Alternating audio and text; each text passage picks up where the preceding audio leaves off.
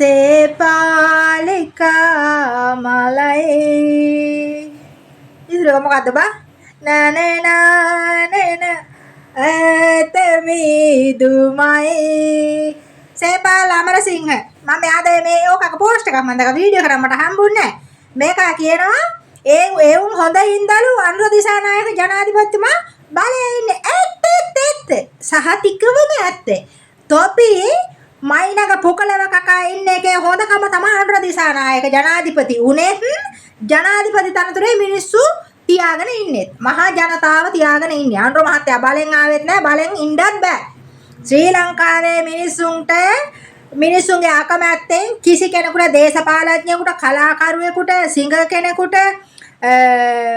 කිසිම වෛද්‍යවරයෙකුට කිසිම හිඟන්නෙකුටවත් ශ්‍රී ලංකාව කියන්නේ අමුතු රටක් නෙමෙයි යාලා ඉන්න බෑ මම මේ සිරසේ නේවැදකයක් අම්මෝ මාළකොට ඒකට මම ගිහින් අසුත් මහත්තයා කියලා නිකන් හොරතලයට දැම්මේ දානක ඉඳලා ඒ බල්ලා මට දාලා තිබ්බා මේකට විරුද්ධව කමෙන්ට් එකක් මම ඒකයි දැම්මේ පාම්බේස් ආලියා නෂීම් පාම්බේස් එකෙන් බලන තාක්කල් ආලියට කුණ්ඩවාලි කටෙන් කියවන්න පුළුවන් මේ වීඩියෝ බලන්න නැති දවසට ලයික් කමෙන්ට් එන්න නැති දවසට ආලියා නෂීම් කියලා චරිතයක් ශ්‍රී ලංකාවේ සමාජ මාධ්‍යයේ නැහැ ඒක තමයි අත්ත කතාව. ඕක යථාර්ථය මෙතනයි හැම වෙලේම තියාගන්න ඕනේ. පාම්බේස් එක ටිකක් උඩට උසන පුක උඩ දම මම හරි ප්‍රසිද්ධයි දැන් මං තරුවේ. අර නිවේදකයත් එහෙමනේ. අර ප්ලාස්ටික් කරාමු කෑල්ල දෙයක් අර කෙල්ලෙකුට දැම්මා ගලා. ඔව් I think ඉන්නවනේ ශ්‍රී ලංකාවේ. ප්ලාස්ටික් කරාමු කෑල්ල දෙක ගලලා දාපු එකට අම්මී ගහපු අපි මෙච්චර පුක ඉරාගෙන හිරේ යන්න බලාගෙන මරුන් කන්න බලාගෙන කොයි වෙලේ හරි අහුනොත් මරනවා අපිව. අපි රට නියෝජනය කරනවා. ප්ලාස්ටික් කරාමු කෑල්ල දෙක දාපු එක අගේ කරලා ඒක අයකට ඔළුව උදුම්මාගෙන. මං ඒක දාන්නේ ඔය පිම්බිලි ඔය හුලංගෙන් හුලම් පුම්බපු ගමන් ඉතින් ලිමිට් අන්ලිමිටඩ් නේ. කැලින්ම ඉතින් බොක් ගාලා පුපුරනවා. ඒ වගේ මම නම් හොඳට තේරුම් අරන් ඉන්නේ. මේ අද මේ දාන වීඩියෝ එක සමහරට එක ලයික් කමෙන්ට් එකක් එන්න නැති වෙන්න පුළුවන්. තමයි මිනිස්සුන්ගේ හැටි. මේ අපිට පන්න දෙන්න ආදරේ මිනිස්සු ඊළඟ මොහොතේ වෛර කරනවනේ. ඒක තමයි මේ මනුස්ස හිත. හරියට අපේ ශ්‍රී ලංකාවේ ඉන්නවා ඔළුව උදුම්මගෙන ඉන්නේ සෝෂල් මීඩියා එකේ ප්‍රසිද්ධ වුණාම ඒ වගේ නෑ කියලා හිතේ යන්නේ ඉන්නේ මම ඒක දැන් අපි නම් මොනවද රසාව රහගෙන ඉන්න තැන හරියට වැඩ කරගෙන ඉන්න ඕන මොකද සෝෂල් මීඩියා එක කියන්නේ අපි නම් වාසි බලාගෙනවත් තානාන්තර බලාගෙනවත් ලයික් කමෙන්ට් අරගෙන මේ ඔළුව උදුම්ම ගන්නවා මගේ අදහසක් නෑ අර බල්ලා මට දාලා තිබ්බා මාළකු ගතු තෝපි වගේ ප්ලාස්ටික් කරාමු දාන්නේ උන් අම්මගේ පුකට වටිනවද යකෝ මම අර නිකන් ගිදම සුදු මහත්තයා කරාමු මාළ මාරු කරන එක නෑ එච්චර හොඳ නෑ එහෙම කියලා විහිළුවට දැම්මේ ඉතින් කොල්ලෙක් නේ ඉතින් ඔහ ටෝක් කරනවා වගේ දැම්මා ඊ තෝපි වගේ බල්ලන්ට ටෝක් කරාට පාකිස්තාන් බංගලි කාරට ටෝක් කරනවා මම ඒකනේ කියන්නේ ශ්‍රී ලංකාවේ සමහර පිරිමි ඉන්නවා මේ ජුණ්ඩා මෙතන තියාගෙන ඉන්නේ ජුණ්ඩා මෙතන තියාගෙන මෙහෙම තියාගෙන ඉන්නේ ජුණ්ඩා මේක අපි කටට ගන්න වාගේ අපිට වෙන්නේ නෑනේ නැත්තම් හොඳ දැකලා නැති ඒ උන්ට වැඩක් නෑ මට එපා මං හරියට කලකුණ මං හරියට වීඩියෝ බලනවා කොල්ලගේ අම්මට සිරි දානකන් ඉඳලා මම මගේ යාළුවට දාලා ඒක තමයි යාළුවා කොයිද හොඳ පදෙන් ඔය තෝකෙන් අහගන්න තමයි මං කයියෝ ඕ වගේ උන්ට වීඩියෝ දාන එකත් අපරාධේ මම නිකන් මතක් කළා සේපාල අමරසිංහ හිඟන බල්ලෝ මේ අහපන් අනුර දිසානායක තෝගේ හොඳකමට තෝගේ මහා එකාගේ හොඳකමෙන් තමයි ජනාධිපති තනතුරේ ඉන්නේ 2029 පස්සේ ඉන්න දෙන්නේ නෑලු ඇයි තෝ මොනව කරන්නේද ඇයි මොනව කරන්නේද අනුර දිසානායක මහත්තයා තව කසාදයක් බන්දලා දෙන්නද කල්පනාව කසාද බන්දලා ගෙදර තියන්නේ උයන්ට දාන්න කුස්සියේ. එහෙම නිකන් පේනවා ලාණ්ඩෝ දිසානායක නිකන් කුස්සියේ මේ බත්තු යන්න නිකන් ගවුමක් අන්දලා හොඳයි වගේ. උඹලට නම් පේනවා ඇති. උඹලට ඒ තරමටම වැදිලානේ තියෙන්නේ. මා ගංජා ගහුවට වැඩිය වැදිලා තියෙන්නේ. මුට සික් එක දැන් තියෙන කුඩු සික් එක වාගේ. 2029 කොහෙද බල්ලෝ තව සේපාල අමරසිංහලා කියන්නේ කවුද ශ්‍රී ලංකාවේ? තොපි වෛරේ වපුරපු එවුනේ අදටත් කරන්නේ වෛරේ වපුරන. තොපි තරුණ ප්‍රජාව. තොපිට වඩා අපි බාලා ඉන්නේ. ඒතර අපි ගත්තොත් තරුණ ප්‍රජාව. ඔය සේපාල අමරසිංහලා කියන නාකිත් එක ගත්තහම තොපේ දනමුතුකම් කො අපිට රටේ දේවල් කතා කරන්නේ මොනවද තෝ දීලා කියන දනමුතුකම්? ඊට වැඩි දනමුතුකම් දෙනවනේ බම්මා මිනිස්සුන්ට.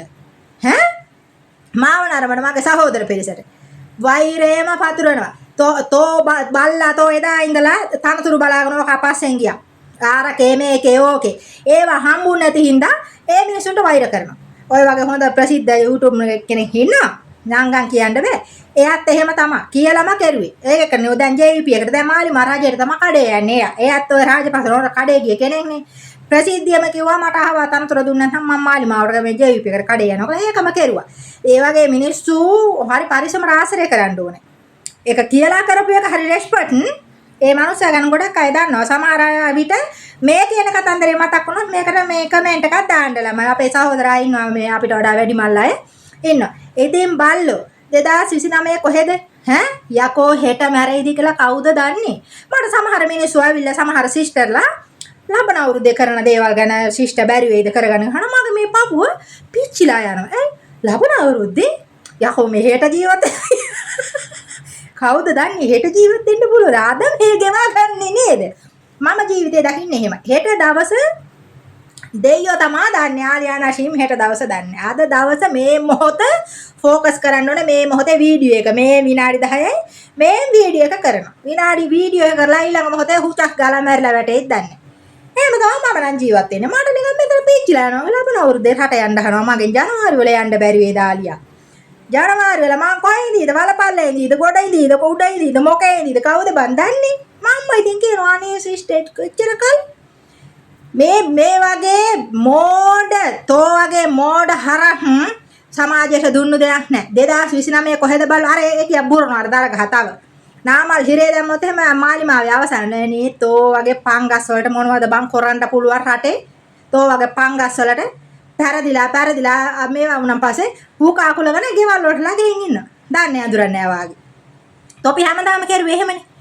පැරදුනාට පස්සේ මීන ඔය නාමලේලා දැන් ඔයිට වැඩිය ෆයිට් කරනවා 2029 ළම වෙනකොට. ආතන දුවනවා මෙතන දුවනවා අර මේ ඊටසේ ෆයිට් කළා පැරදුනාට පස්සේ කුක්කෝ ගානට මීක් නෑ. ආයෙත් මාසයක් විතර ගිහිල්ලා ඕම් පටන් ගන්නවා ආණ්ඩුවට මඩ කරලා. ඔය මේ ඒක තමයි මේ කරන්නේ. මාලිමා රජය ජනාධිපතිවරණයෙන් අnder මහත්තයා ජනාධිපති වුණාට පස්සේ අපි හෙව්වනේ බයියෝ සෝෂල් මීඩියා එකේ මම ළඟ ඇති පෝස්ට් මමත් හෙව්වනේ. අපි පෝස්ට් දාම මේවා කෝ බයියෝ අය ඡන්ද ප්‍රතිඵල මෙහෙ බලනවනේ. කෝ බයියෝ නෑ. වහල්ලුත් නෑ. නායකයොත් නෑ. ඡන්ද ඉල්ලා පෙවුනොත් නෑ. හැංගිලා. සති දෙකක් විතර ආසාවකට බෙහෙතකට කලු කුකුල් බෙට්ටක් වාගේ හොයාගන්න හරි අමාරුයි. අර කලුනික හොයනවා. කුකුල් බෙටි කලුනික මේ බෙහෙතක් තියෙනවනේ හදන්න. කලුනික හොයනවා වාගේ සෝෂල් මීඩියා එකේ හිටියේ නෑ බයියෝ. සති දෙකක් තුනක් යන මේන් එනවා හොම්බ දාගෙන. ඒ ඇවිත් තමයි ඔය නටන්නේ.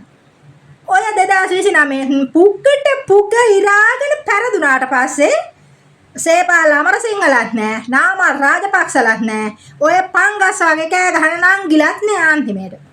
ඒ රස ආයෙත් ඉන්නවා. මොලේ තියෙන එවුන්. දේශපාලනික වශයෙන් දේශපාලන ආණ්ඩුවක් කියන්නේ අපිට ආණ්ඩු මොක මාලිමාවවත් එකයි පොහොට්ටුවවත් එකයි ජීවිප එක මොනවාවත් කමක් නැහැ. දරල් එකෙන් ඉල්ලලාවත් කමන්නේ. රට හැදෙන්න ඕන අපේ අනාගතේට අපිට යන්න පුළුවන් මේ කියන්නේ ලොකු ස්ට්‍රෙස් නැති ගමනක් හැදෙන්න විශේෂයෙන්ම ආර්ථිකය. එහෙම හදනවා නම් අපිට කවුරු රට කරත් කමක් නැහැ. එතකොට මේ පවතින ආණ්ඩුවෙන් ඒක කරන්න පුළුවන් නම් අපි ෆයිට් කරන්න ඕන අනුර දිසානායක ජනාධිපතිතුමා ඇතුළු ඒ ආණ්ඩුවේ ඒ වැඩේ කරන්න පුළුවන්ද කියලා මේ අවුරුදු 5 තුනත බලන්න. මොලේ තියෙන උන් එහෙම තමයි. බැරි නම් අන්න එනවා ජනාධිපතිවරණය. එතකොට සුදුස්සෙක් අපිට තෝරගන්න පුළුවන්. සුදුස්සෝ ඕන තරම් ඉන්න අම්මා ජනාධිපතිතුමා යාලියා නෂිම්ම මින්දන්නත් පුළුවන් යා මොකද බැරි?